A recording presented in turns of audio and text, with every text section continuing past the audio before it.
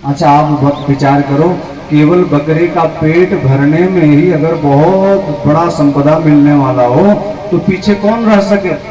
बहुत लोग इस काम में लग गए। कहते हैं महाराज खूब बकरे को खिलाते, और जब उनको लगता कि इसका पेट भर गया तो महाराज के पास लेकर जाते। महाराज हमारे राज सिंहासन पे बैठते और महाराज बैठे बैठे उस बकरे को हरी हरी घास दिखाते। बकरा आकर घास चिबाने लगता। एक सप्ताह बीत गया, महाराज को लगा कि वाकई बात ये सत्य है कि बकरे का कभी पेट नहीं भरा जा सकता। तो महाराज ने घोषणा और बड़ी कर दी। जो संपदा देने वाले थे ना, उसका कई गुना ज्यादा बढ़ा दिया, और लोग इस काम में लग गए। खूब बकरे को खिलाते पिलाते ले जाते। महाराज राज सिंहासन पे बैठकर जब उसको हरी हरी घास दिखाते तो बकरा आकर घास चिबाने लगता। तो महाराज को लगा कि कहीं ये बात सत्य तो नहीं कि बकरे का पेट नहीं भरा जा सकता। तो महाराज ने ऐसी घोषणा कर दी कि हमारे राज्य में जो कोई बकरे का पेट भर के लाएगा, सारा राज्यपाट उसे सौंप दिया जाएगा। अब एक बकरे का पेट भरने से अगर पूरा राज्य ही मिल रहा हो तो पीछे कौन रहे। बहुत लोग इस काम में लगे, लेकिन वही बकरे को खिला पिला के ले जाते और महाराज उसको हरे हरे घास दिखाना प्रारंभ करते और कहते हैं बकरा आकर घास चिबाने लगता। महाराज को ये यकीन हो गया कि बकरे का पेट नहीं भरा जा सकता। उसी रास्ते से एक संत गुजर रहे थे। संत जी को पता चला कि यहाँ के महाराज ने ऐसी घोषणा की है कि जो कोई बकरे का पेट भरकर लाएगा उसे पूरा राज्य दे दिया जाएगा।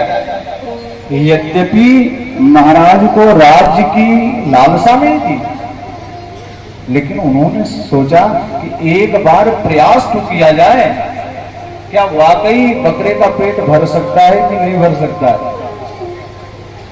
तो महाराज के पास तो बकरा था नहीं।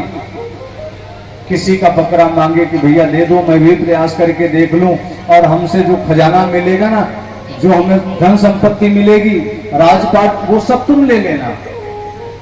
हम तो केवल प्रयास करके देखना चाहते हैं ऐसा संभव है या नहीं है।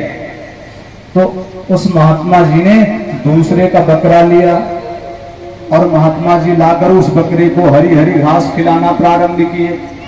ध्यान देना, खूब खिलाया महात्मा जी ने, खूब खिलाया। और खिलाने के बाद जब महाराज को लगा कि इसका पेट भर गया होगा तो उसको हरी हरी घास दिखाए। और सज्जनों, जब हरी हरी घास दिखाए तो वो बकरा आकर फिर घास चिबाने लगा। तो महात्मा जी को लगा कि इसका पेट भरा नहीं होगा।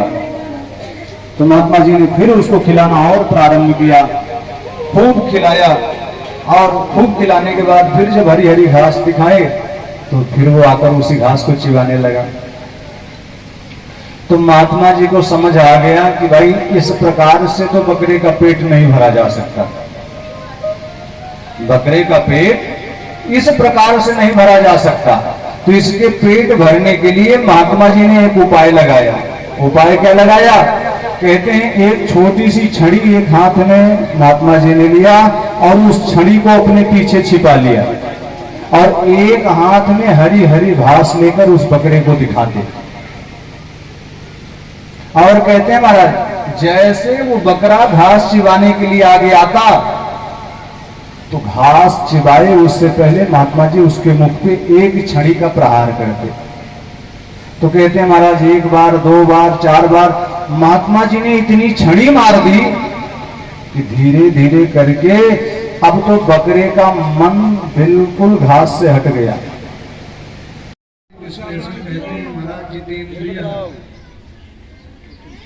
जितेंद्रिय है, जिसकी इंद्रियां सर्वदा में वशीभूत हो।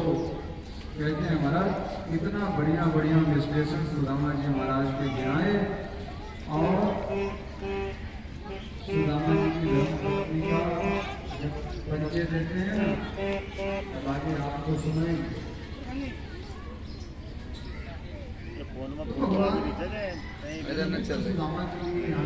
चलेगी फोन में रह जाएगी। दिखा देना।